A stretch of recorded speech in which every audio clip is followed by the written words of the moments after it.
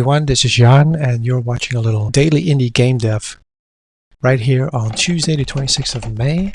I've just gotten back from a little holiday, so I've been away for a little bit. And while I was on holiday, I took some notes. On the little top-down adventure game that you can see playing right here. This is from my previous video from last week. I succeeded into setting up the dungeon, my first proper dungeon, where you actually go into the dungeon rather than just the entrance and then you come right back out. It's all very cute. Yeah, there's been a lot of thoughts. Mainly the same thing happened as always. Like, I finish a little chunk of the game and then as soon as that's done, I'm kind of lost. Like, I'm just kind of, now what? Now what am I doing? Like, when I'm grinding away at something, like every day I get up, I work on it a little bit in my spare time. But yeah, going on holiday has been wonderful, but it also kind of disconnected me. So I hope I got a little fresh perspective on things. So let's go over some of the things. Let's see, how can I set this up? 1 second. All right, we're back. So I'm making an indie game in my spare time, very much inspired by the old school Legend of Zelda games or Final Fantasy games. Top-down adventuring. There's lots of little videos if you want to see the gameplay. I'll show some later, but if you want to see the gameplay, there's lots of videos right up there. So let's get to work. A little recap is in order, I think. At the moment, we have a player character. We can run, so let's just type away. Player character is in place.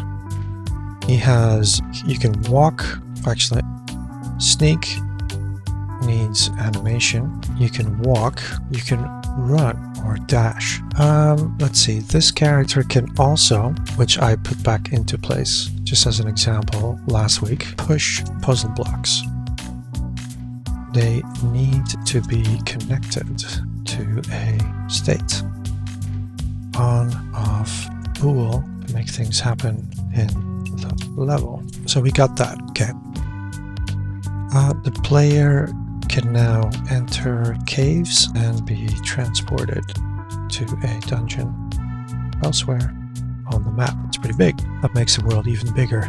Most importantly, by combining different projects, we have a save game system. It does, however, still need to be selectable, if that's a word, from a start menu or in-game pause menu, ... So I've already proven to myself in a different area of the map where I test things out that this works. Like I had a little going down the stairs animation.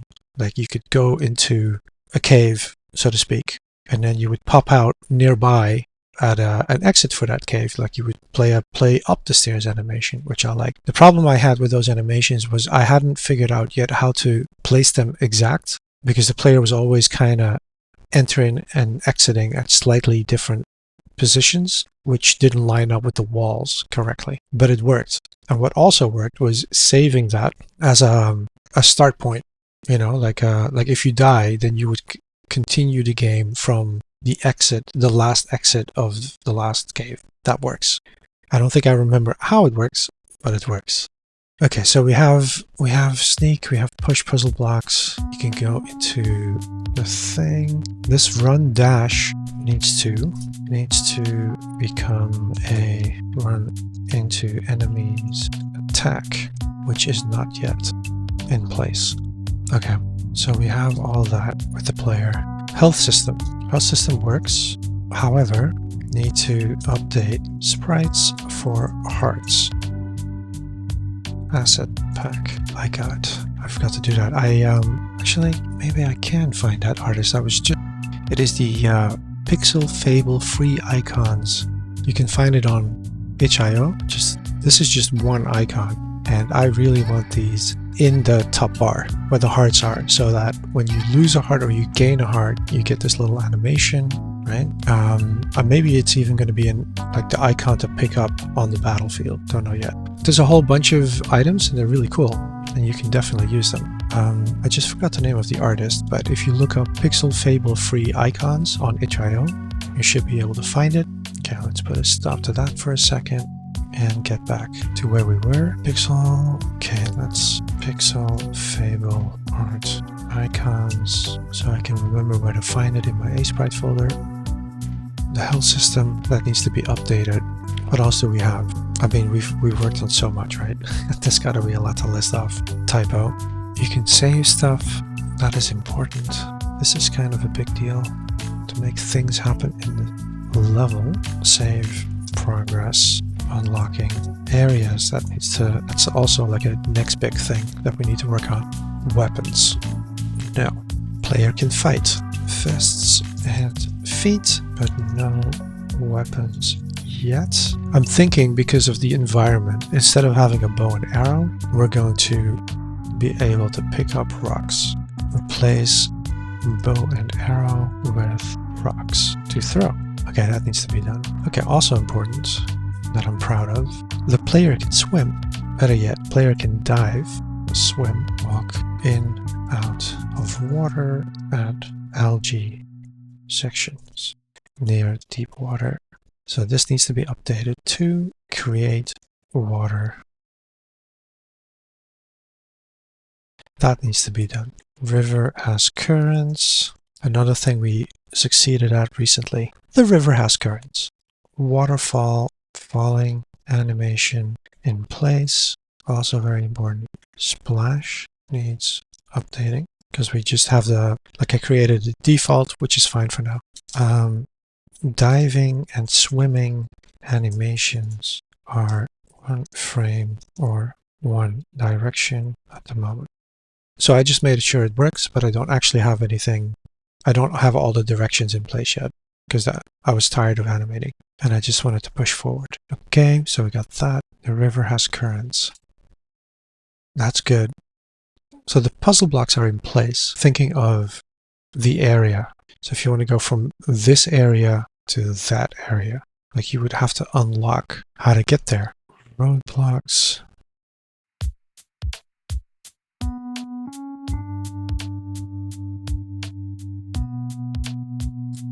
Get tool to remove roadblocks and access new areas. Okay. Bombs in Zelda, pickaxe in Stardew Valley as an inspiration. Right now we have the door with lock and key system, but the lock and key system and the look of the door needs an animation update. So one of the things that is going to happen by putting the doors in place and placing the tool which will allow you to remove different kind of door, like say, boulders that can be destroyed. This is kind of funneling the player into certain areas and being able to keep track of the player's progress, right? So it's kind of like the flow from one area to the next. But I also thought to myself while I was away on holiday, like we need to have at least 2 pathways to get somewhere else. This is from my paranoia, like what if it stops working and then the game is broken? So if at least there's a second way of getting somewhere, then I don't have to worry about that. Where's my coffee? We ran out of beans, so we just got a coffee from the 7-Eleven. It's actually pretty good, pretty strong. So that's kind of a thing. The funny thing is, like I'm writing all this down, and now I'm coming up with a different set of priorities of like what the next thing is to do. Because the whole time yesterday, I was thinking I need enemies. I need to rework the enemies, and I'm kind of dreading it because it's such a big thing. So let's just write that down right now.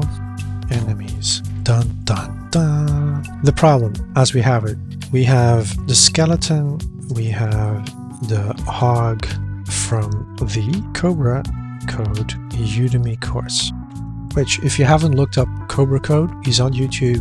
He has lots of very helpful tutorials. This whole project was born out of his top-down adventure game course. I stopped after the second project in the course because I just felt like I'd learned so much messing around and with the course and the previous course I did. I really felt like, I need to do my own thing right now because that's a much better way of learning, and that's kind of what I've been doing then for the last couple of months, right? Totally recommend you checking out Cobra Code. It came with some enemies. I added the nav mesh to the game myself, and player patrol routes system from a different project or it's called Defender. I forget by. In my game, we have these little pillars, these little blocks, very reminiscent of like what you have in Zelda or in Bomberman, right? And you can walk around it. And as the player, this works just fine. You can walk into them, you can walk slightly behind them, so they stick on top of the player. But the enemies and the nav mesh will not walk through here. Like the nav mesh will go through here, but the enemy will not. They will see this as an obstacle with not enough space. And that is why I think we should just do away with the nav mesh, and we should simply make a simpler movement system for the enemies like you would have in an 80s 90s game, where, for example, they will walk left to right, and then when they hit an obstacle they will go up or down. And I'm kind of excited about building this because when I was learning how to do Swift, one of the things that I did to learn a bit of programming, which was really fun, was the whole Apple tutorial section in, like, you could do Swift coding on the iPad, and then you could download these little levels of a game, and then you could go over these tutorial lessons where you would change the code in the game level according to the tutorial, and then you'd have to puzzle your way out of it, actual coding. That was really fun, and I'm hoping we can have a look at that and then apply it in Unreal. I think that's really going to help me do better code in Unreal. But that's something it's going to be a huge thing. I'm kind of dreading it. Code for navigation needs updating away from nav mesh. Why did it do that? Okay, to Zelda 1 for inspiration, enemy of movement. Another reason this is really a big thing is, well, my game doesn't really have enemies. There's not really that much to do. And so if we just go over like all this, right? Like, what is the next big thing for me to do? So on the one hand, this section here is really like, if that all is in place, right? So you can walk around the level, you can explore the level as it is without enemies. That should be fun on its own. It also speeds things up developing, because if I have to fight all the enemies myself every single time, right? On the other hand, it just makes the game a lot more fun. And also every screen is a puzzle in itself, and one of the puzzles is, how am I going to survive these enemies and get past them or defeat them? All of this here, this section, you got the puzzle blocks, you've got road obstructions, you've got doors that need to be unlocked. These are all like, okay, how am I going to puzzle my way out of this? Where am I going to find the key for this door so I can get to that area that I can see from over here? And a lot of that is simply not yet in place. A lot of that is like, I've sealed off area 1, so now I put boulders in place so you really couldn't walk into the next level. So I started locking off areas, and I started putting some puzzle pieces in place, some of those puzzle blocks, so I can start thinking about, like, how am I funneling the player through this level? What options are there to discover for the player? That still needs to be done. Let's write that down just like that, like I just said. How to funnel the player through the level, through area 1. Provide options on how and where to proceed. Think where to hide the key to the door. How to teach how to move the puzzle blocks. Hey, might be someone's first game, right? Enemies are their own puzzle per screen on how to get past them or defeat them. Some enemies are attracted to sound. Update sneak versus running noises. That's one of the things I want to put in place, because I keep track of if the player is sneaking, walking, or running. So if I add noise to that, then that might alert enemies to where you are, and so that can create different kinds of puzzles with the enemies, like how to get past them or defeat them. And we got a lot to do already, huh? Whew. Just a simple game from the 80s. Yeah, it'll be fun and easy. I'll finish it quickly, I thought. Another thing the player can do, besides diving, player can climb stairs, player hop on off ledges. These are separate little blueprints. Camera system. So in thinking about the enemies that I'm going to put in there, like once this is created, one of the big problems I have, including for the player, is that the, what do you call that? The Z ordering. So what is, like, this is a top-down game, so we kind of need to explain the game what is behind an object, right, or in front of an object, and this is referred to as Z order, and my Z order system simply does not work. It's supposed to be so easy. You put it in a game and then it works one moment and then all of a sudden it doesn't work and I can't get it back, and it's really annoying. Okay, build a new Z order system. One complicated way I thought of this is attach collision rectangles directly to the camera that update the Z order of characters in the decimals. So the movement up and down is minuscule. In a top-down game with a camera on top, and I don't use the orthogonal camera. It is actually in 3D, and so the actual amount for the Z up and down has to be minuscule, so the engine understands it, what is in front or behind. The actual up or down movement of the sprite of the character is minuscule, because otherwise you get this offset depending on where you are on the screen. With the camera in the middle, up high, like you get this parallax and it doesn't feel right. So I can simply do this. Idea, much simpler. Simply get the Y value of the character on the text and update. This would be the simplest, I think. This was my old idea. See, ordering. Camera. I wonder if it's possible to move the camera to include 4 screens instead of 4 screens, camera rooms. Maybe this look better on big 4K screens. Optimization. This is optimization. Instead of dumping blueprints and animations all over, maybe move them over per screen. Far less of them in the level.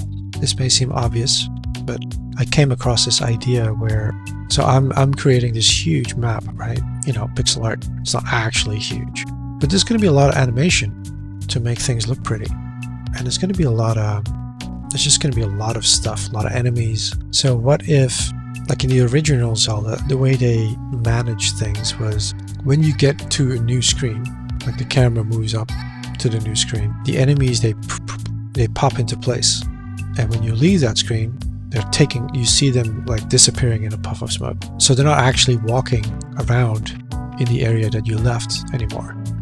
Now we have much more powerful hardware, of course, but it is simply very efficient. Like, why have all this stuff walking around and doing things and referring to the player when you can't even see them?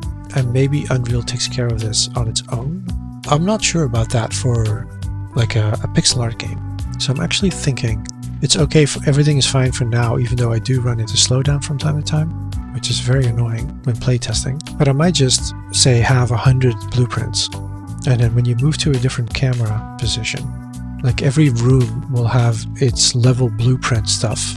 And then so if you move here, then move this enemy over there, make it appear over here, move that door over here, the animation part, move that water animation or splash over here from there. So there's only, let's say, 100 characters, and they simply get moved from position to position as you move through the level to make that part of the level's animation up. And that's much more optimized. So this should be on the bottom of the list. This is also not important. Maybe that's better for a version, for a sequel. It's going to get more important. This is only important once the enemies are actually in place to worry about. So I think I've figured it out. I've got 2 pathways for myself. Let's do this. Priorities. Priority forwards. Then make that a heading. Create a playable level with puzzles, exploration not dependent own enemies. Create a storyline, dialogue trees, and NPCs to progress through the area. I haven't talked about that one, but I just remembered in areas you can talk to NPCs. I have that system in place. Should really be up there too, right? Dialogue tree system in place. It's kind of a big deal that I was very excited about back then. Needs updating fonts, colors, new profile pics, NPCs and player. Don't have them. Create new enemy types and challenge across in every area.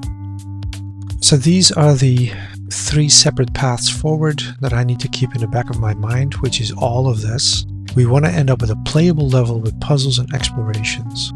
That even if you take the enemies out, that's fun. Linked to that, but can also be the separate solution to areas. Like if you're not good fighting enemies, then maybe you can talk to NPCs and find a way to progress through the area that way. So completely independent on one. And then lastly, the game is simply going to be more fun if you have something to do on every screen, which is battling little enemies, avoiding them. I have somewhat of a fight system in place. I have a health system in place. I have a save system in case you die. But that is its own challenge, right? How to get past things. And its own way of keeping every area fresh and fun to traverse. Okay, I think that's it. I think that's my Monday. Well, this is probably going to be months of work, but you guys, if you like this kind of content, if you want to see how I'm going to build all of this, please hit like, hit subscribe, stay in touch. If you'd like to give some feedback, if you have your own project you're working on that you would like others to have a look at, be sure to post it down below. And I am about to get started. So I'll see you in the next one. Cheers.